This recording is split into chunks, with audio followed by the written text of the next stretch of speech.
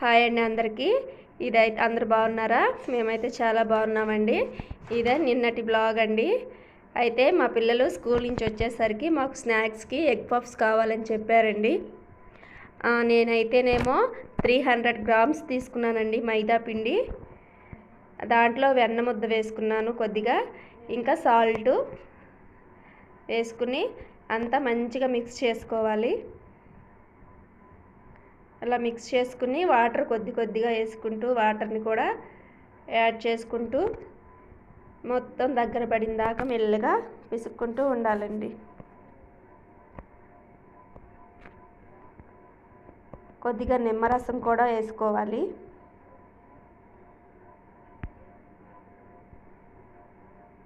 కొద్దిగా వాటర్ వేసుకుంటూ దగ్గరకు వచ్చిన దాకా అలా స్మూత్గా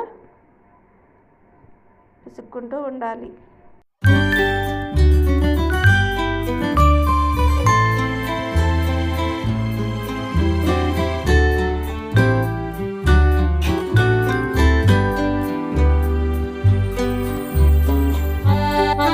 చూసారు కదా, అలా ముద్దకు వచ్చిన దాకా, ఇంకా దగ్గరకు వచ్చిన దాకా ఇంకొంచెం వాటర్ పడతాయి. ఇంకొంచెం వేసుకుని వాటరు ముద్దకు వచ్చిన దాకా అలా పిసుక్కోవాలండి. అయితే ఇది మన చపాతీ పిండిలాగా పిసుక్కోవాలి. మరీ జావుగా ఉండకూడదు, అలానే మరీ గట్టిగా వండుకోకుండా మన చపాతీ ముద్దలాగా పిసుక్కోవాలి. దీన్ని ఒక 10-15 నిమిషాలు అలానే పిసుకుతూ ఉండాలి, గట్టిగా ప్రెస్ చేసుకుంటూ. అలా చేస్తేనే సమోసా ఎగ్ పఫ్ అనేది మంచిగా వస్తుందండి.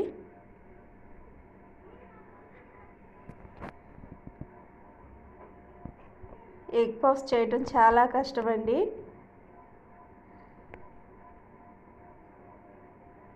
అలా చాలాసేపు ఒక 15 నిమిషాల పాటు అలా పిసుకుతూనే ఉండాలి.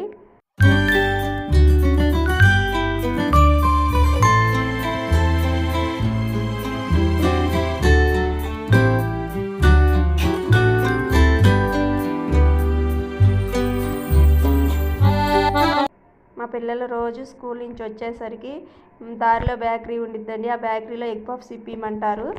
అయితే ఇంట్లో చేసి చూద్దామని చెప్పి నేను ఫస్ట్ టైం ట్రై చేశాను ఇంట్లో. అయినా సరే చాలా బాగా వచ్చినాయి. దానికి తగ్గ కష్టం కూడా ఉండిద్దండి వీటికి. చూసారా, అలా ముద్దగా చేసుకుని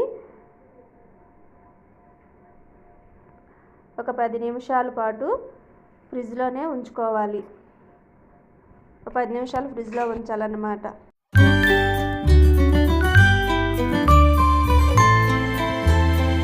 అయితే 10 నిమిషాలు దాన్ని ఫ్రిడ్జ్లో పెట్టేశానండి. ఫ్రిడ్జ్లో పెట్టేసి ఇక్కడైతే నేను ఇంకా దానికి ఎగ్ పఫ్స్కి కావాల్సిన కర్రీని ప్రిపేర్ చేసుకుంటున్నాను. ముందుగానే కోడిగుడ్డులను కూడా నేను ఉడకబెట్టి పక్కన పెట్టేసుకున్నానండి. మధ్యాహ్నమే చేసుకున్నాను అవన్నీను. ఇప్పుడైతే ఆనియన్స్ కట్ చేసుకుంటున్నాను.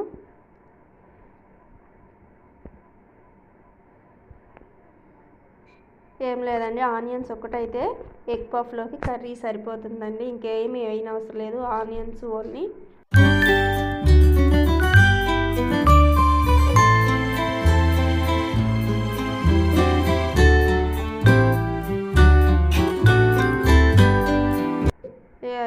ఆనియన్స్ కట్ చేయటం అయిపోయిందండి. ఇంకైతే ఇక్కడ నేను చపాతీ చేసుకుంటున్నాను.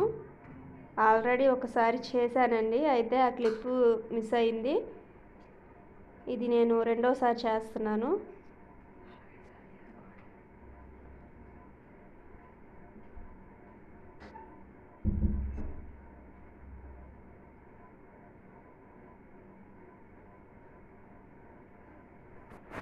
అలా బాగా ప్రెస్ చేస్తూ చేసుకోవాలండి. చాలా వెడల్పు చేయాలి దాన్ని.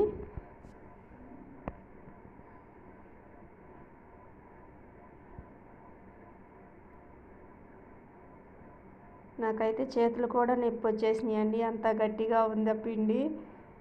అంటే నేను ఫ్రిడ్జ్లో పెట్టి వెళ్ళాను కదా, మధ్యాహ్నము వచ్చేసరికి గట్టి పడిపోయింది.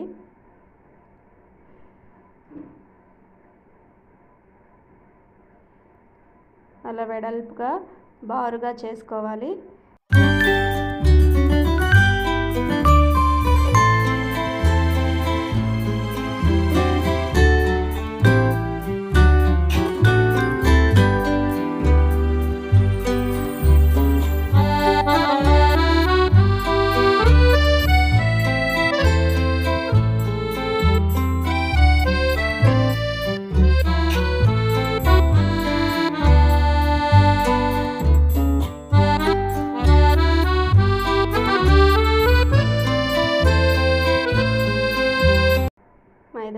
చల్లుకుంటున్నానండి దానిపైన, అతుక్కోకుండా ఉండిద్ది కదా. అదిగోండి అలా ఫోల్డింగ్ వేసుకుని చక్కగా అలా ఎన్నిసార్లు చేయాలంటే కనీసం ఒక 5-6 సార్లన్నా ఇలా ఫోల్డింగ్ పెట్టుకుంటూ మళ్ళీ చపాతీ రుద్దుకుంటూ ఫోల్డింగ్ పెట్టగానే మళ్ళీ వెంటనే మళ్ళీ ఇంకో 10 మినిట్స్ మళ్ళీ ఫ్రిడ్జ్లో పెట్టాలండి. మీరు ఫోల్డింగ్ పెట్టిన ప్రతిసారి 10 మినిట్స్ ఫ్రిడ్జ్లో పెట్టాల్సిందే కంపల్సరిగా.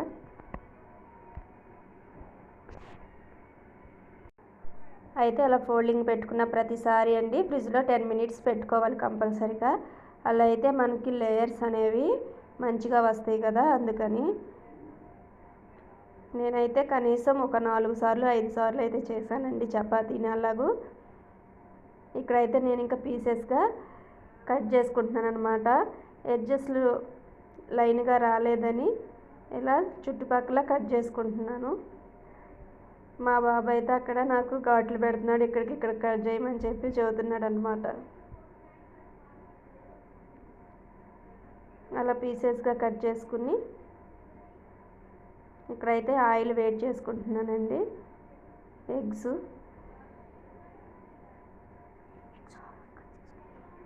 హాఫ్ కట్ చేసి పెడుతున్నాను అనమాట. ఎగ్ కాకోకుండా హాఫ్ అయితే మనకి మడుచుకోవడానికి కూడా ఎగ్ పఫ్ అనేది మంచిగా ఉంటుంది కదా. అందుకని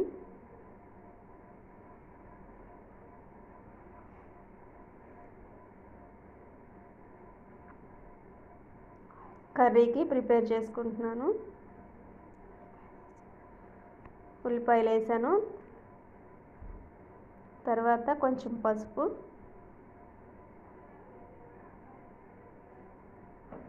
కొంచెం సాల్టు,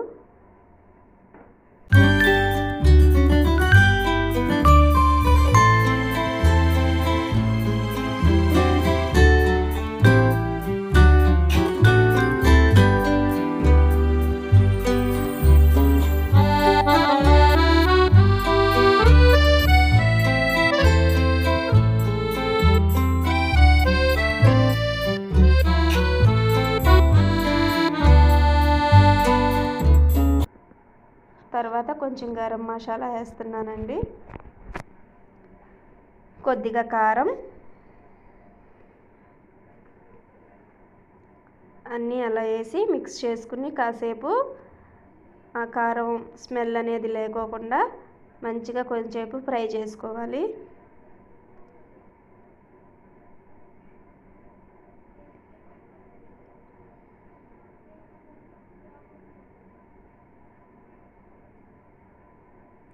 అంతేనండి, కర్రీ అయితే రెడీ అయిపోయింది. నెక్స్ట్ వచ్చి ఇంకా సమోసా ఎగ్ పఫ్కి ఆయిల్ అనేది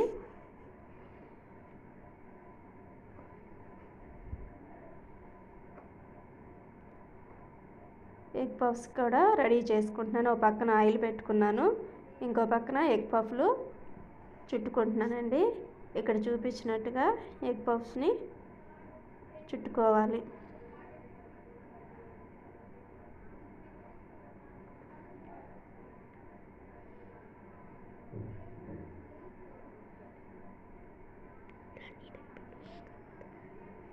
అలా కర్రీ అనేది బయటికి రాకోకుండా చక్కగా అలా మొత్తం మడుచుకోవాలన్నమాట.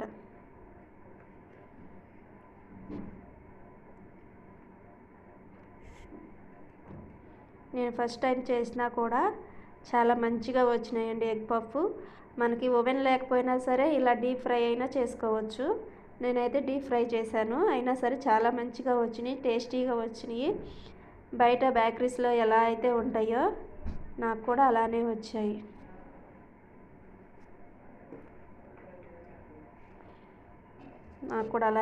మా పిల్లలు అయితే చాలా బాగున్నాయి అన్నారండి.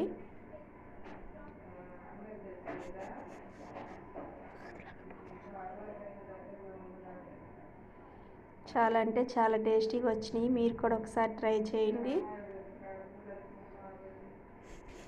మనకు ఓవెన్ లేకపోయినా సరే బాగా వస్తాయి ఎగ్ పఫ్స్. పిల్లలకి బయటికి తెచ్చి పెట్టే బదులు మనం ఇంట్లో ఇలా ప్రిపేర్ చేసి పెడితే చాలా హెల్తీగా ఉండిద్ది. ఫ్రెష్గా మన ఇంట్లో మనం చేసుకుంటాం కదండి.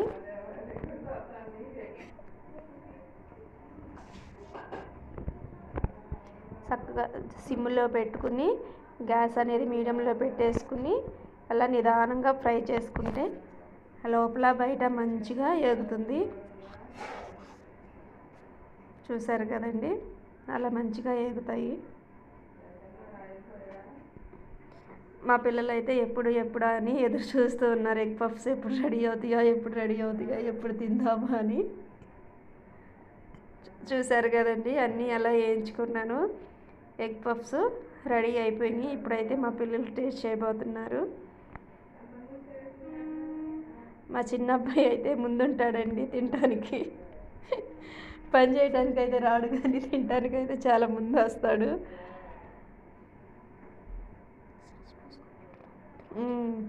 ఇద్దరు టమాటా సాస్ వేసుకుని చక్కగా ఎంజాయ్ చేస్తూ తింటున్నారు.